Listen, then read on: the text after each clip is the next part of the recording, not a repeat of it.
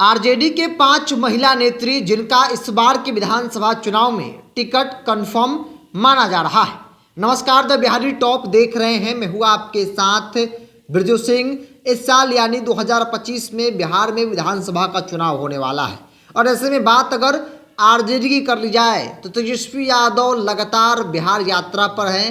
Party को booth level पर मजबूत करने में लगे हुए हैं। तेजस्वी यादव का कॉन्फिडेंस लेवल बताता है कि वो इस बार सरकार बनाने जा रहे हैं और इस कॉन्फिडेंस का आधार है कि वो टिकट बंटवारे में एक एक चीज़ों का ध्यान रखेंगे। किसे उम्मीदवार बनाया जाए, कौन मजबूत है, किसका पत्ता काटना पड़ेगा, तमाम चीज़ों को लेकर आरजेडी के अंदर मंथन जारी है। हमने आपको कई अलग अलग वीडियो बताया कि किस विधायक जी का रिपोर्ट खराब है, किस विधायक जी के टिकट पर तलवार लटका हुआ है। और आज किस वीडियो में 5 महिला नेत्री आरजेडी की जिनका टिकट अभी से कंफर्म माना जा रहा है। देखिए, आपको भी मालूम है कि तेजस्वी यादव का फोकस जो है वो महिलाओं पर है। आधी आबादी उस पर तेजस्वी यादव की नज़र है। चाहे वो महिला सम्मान योजना की बात हो, पेंशन की बात हो, लगातार गांव-गांव में जाकर महिलाओं से वो बातचीत कर रहे हैं, लोगों को बता रहे हैं कि हमारी सरकार आई तो कैसे महिलाओं को हम सम्मान देंगे।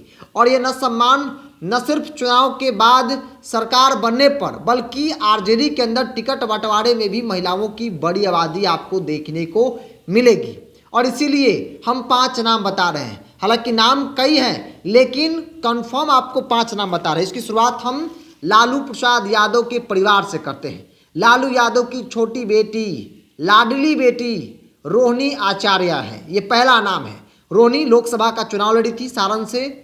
13,000 तकरीबन वोटों से वो चुनाव हार गई थी और हार का कारण कहा गया कि आरजेडी के अंदर कुछ नेताओं ने गद्दारी कर दिया, जिसके कारण रोहिणी चुनाव हार गई, जबकि रोहिणी आचार्य चुनाव जीत गई थी अगर आरजेडी के नेता उनके साथ गद्दारी नहीं करते तो। जिसमें 1-2 विधायकों का नाम भी था, पार्टी के कई नेताओं का नाम था। और कहा गया कि राजीव प्रताप रूडी से रिश्ता निभाने के चक्कर में रोहिणी आचार्य को जो है वो हरवा दिया गया, मैनेजमेंट सही से नहीं किया गया। रोहिणी आचार्य को लेकर चर्चा है कि रोहिणी सारण के सोनपुर विधानसभा सीट से चुनाव लड़ सकती हैं, क्योंकि सोनपुर के कार्यकर्ताओं से वो मिलना जुलना शुरू कर दी है।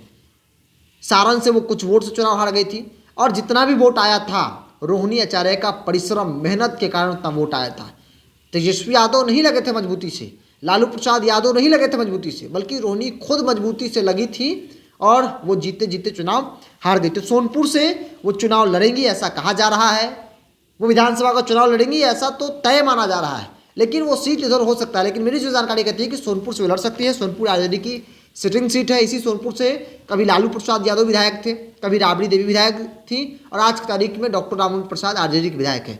आरजेडी के विधायक है, लेकिन उनका कामकाज बहुत अच्छा नहीं है। तो इस लिहाज से कहा जा रहा है कि सोनपुर सीट सेफ सीट है रोहिणी आचार्य के लिए और यहाँ से चुनाव वो लड़ सकती है। इसके अलावा दूसरा नाम आरजेडी महिला प्रकोष्ठ के प्रदेश अध्यक्ष और आरजेडी के अंदर जो महिला नेत्री में सबसे टॉप में अगर किसी का नाम आता है प्रदेश लेवल पर तो वो नाम रितु जायसवाल का है।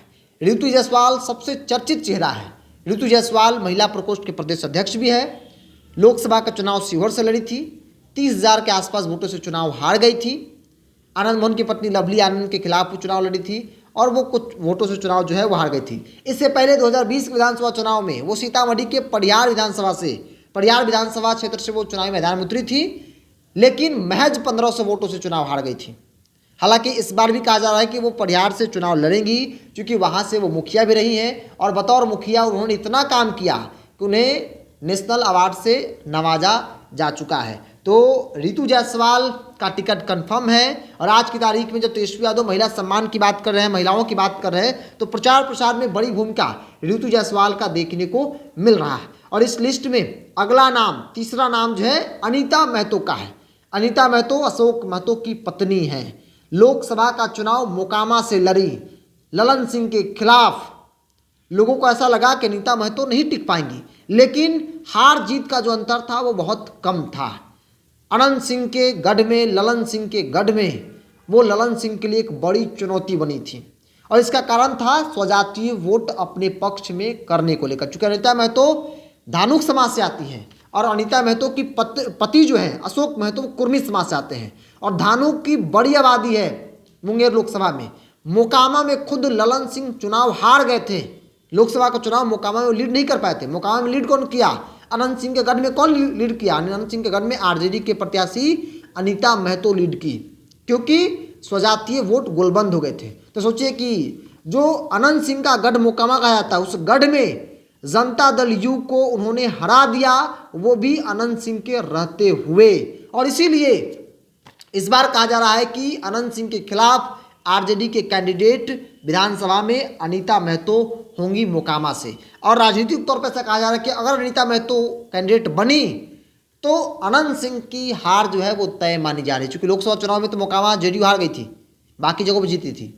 और अगर ये बनती है तो कुर्मी और धानु का जो आबादी है, कुर्मी समाज से अशोक महतो आते हैं, बाहुबली की छवि है, उनकी पत्नी धानुक समाज से आती हैं, धानु की बड़ी आबादी है, और ऐसे में यादव मुस्लिम है, तो गोलबंदी अनंत सिंह जनता दल यू पर भारी पड़ सकता है। इसके अलावा दिव्य प्रकाश का है। दिव्य प्रकाश बिहार की राजनीति के कद्दावर नेता जयप्रकाश यादव की बेटी हैं, पढ़ी लिखी हैं। 2021 में उपचुनाव हुआ था तारापुर में और आरजेडी की कैंडिडेट बनी थी, पढ़ी लिखी है। और इसलिए तेजस्वी यादव ने कहा कि भाई पढ़े लिखे लोगों को राजनीति में आना चाहिए, आगे काम करना चाहिए, और इसीलिए तेजस्वी यादव ने उन्हें प्रत्याशी बनाया था उपचुनाव में। हालांकि वो चुनाव जरूर हार गई थी, लेकिन तब से वो लगातार सक्रिय हैं और तेजस्वी यादव की माई बहन योजना के प्रचार प्रसार में मजबूती से लगी हुई हैं। जयप्रकाश यादव आरजेडी के बड़े नेता है, लालू यादव के करीबी नेताओं में से एक हैं जयप्रकाश यादव, उनकी बेटी हैं। और ऐसे में कहा जा रहा है कि दिव्य प्रकाश 2025 यानी इस साल होने विधानसभा चुनाव में चुनाव लड़ेंगी, ऐसा आरजेडी के लोग भी चाहते हैं। आरजेडी का साफ मकसद है कि महिला उम्मीदवार हो, पढ़ी लिखी उम्मीदवार हो, वैसे उम्मीदवारों पर दाव लगाया जाएगा। और दिव्य प्रकाश काफ़ी पढ़ी लिखी उम्मीदवार है, तो ऐसे में आरजेडी के रिक्वायरमेंट के हिसाब से काफ़ी फिट बैठ रही है, तो इसलिए कहा है कि दिव्य प्रकाश का भी टिकट कंफर्म है। अंतिम नाम और पांचवा नाम है बीमा भारती का। बीमा भारती को लेकर खूब चर्चा हुआ था लोकसभा चुनाव के वक्त में। ये नाम सभी के लिए जाना पहचाना नाम है। पूर्णिया लोकसभा से आरजेडी के उम्मीदवार, विधानसभा से उन्होंने इस्तीफा दे दिया, कहा कि इस्तीफा देंगे। जनता दल की विधायक थी और आरजेडी ज्वाइन की और आरजेडी की टिकट पर लोकसभा का चुनाव लड़ी। हालांकि पप्पू यादव निर्दलीय मैदान में उतर गए, जिसके कारण बीमा भारती पप्पू यादव के सामने नहीं टिक पाई। रुपौली सीट भी गंवा बैठी। उसके बाद जो उपचुनाव हुए तो बीमा भारती को आरजेडी ने फिर विधानसभा चुनाव में उम्मीदवार बनाया उपचुनाव में, लेकिन वो चुनाव हार गई। शंकर सिंह निर्दलीय चुनाव जीत गए। इसका मतलब ये नहीं कि वो हार गई तो उनका दबदबा खत्म हो गया, क्योंकि वो कई बार वहाँ के विधायक हैं। लालू प्रसाद यादव का ऐसा मानना है कि बीमा भारती समाज से आती हैं, धानुक, उस समाज की वहाँ पर बड़ी आबादी है और ऐसे में एक सिंपैथी वोट बैंक भी होगा, तो इसलिए बीमा भारती को फिर से मैदान में उतार सकता है नीतीश कुमार की पार्टी कैडर में सिंधमारी करने के लिए, क्योंकि शंकर सिंह जेडीयू की तरफ चले गए, आधिकारिक तौर पर नहीं, ऐसे उनके संबंध जेडीयू में हैं और जेडीयू की तरफ वो कह रहे हैं कि जेडीयू से लड़ेंगे। तो जेडीयू से वो लड़ेंगे तो फिर अति पिछड़ा चेहरा वहाँ पर बीमा भारती के अलावा कौन है? तो इसलिए कहा जा रहा है कि बीमा भारती 2025 में रुपौली से चुनाव लड़ेंगी। तो हमने आपको 5 नाम बताए, आरजेडी के 5 महिला नेत्री का नाम, जिनका टिकट अभी कंफर्म बताया जा रहा है, क्योंकि तेजस्वी यादव की पूरा फोकस जो है वो महिलाओं पर है, आदिवादी पर, खासतौर पे वैसी महिला जो राजनीतिक तौर पर काफ़ी एक्टिव रहती हैं, वैसी महिला जो काफ़ी पढ़ी लिखी हैं, चर्चित महिला है, उन पर तेजस्वी यादव इस बार दाव लगाएंगे, ऐसा तय माना जा रहा है। बहरहाल आपको क्या लगता है, आप अपनी राय को कमेंट्स बॉक्स में रखिए। इस पूरी रिपोर्ट में इतना ही, बहुत बहुत धन्यवाद।